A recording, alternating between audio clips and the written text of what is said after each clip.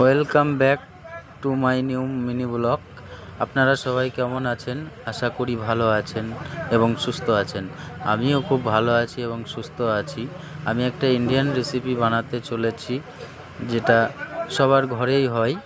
চানা মশলা রুটি এবং পরোটার সাথে খুবই সুস্বাদু লাগে খেতে।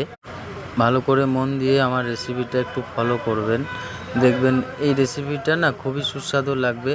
আপনারা কেমন করে বানান আমি জানি না, তো আমি যেভাবে বানাচ্ছি এভাবে বানিয়ে একবার খেয়ে টেস্ট করে দেখবেন, খুবই সুস্বাদু লাগবে। আর ভিডিওটা কেউ স্কিপ করে চলে যাবেন না, পুরো ভিডিওটা দেখে যদি কারোর ভালো লাগে তাহলে লাইক, কমেন্ট এবং শেয়ার করে যাবেন।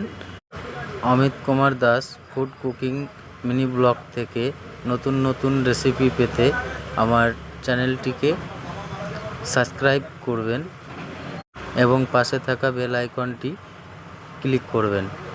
আমার এই চানা মশলা রেসিপিটা কেমন লাগলো কমেন্ট করে জানাবেন।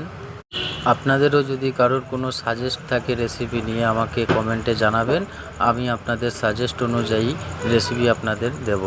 আজকের মিনি ব্লগটা এই পর্যন্তই। ততক্ষণ আপনারা ভালো থাকবেন এবং সুস্থ থাকবেন। আবার দেখা হচ্ছে নেক্সট মিনি ব্লগে।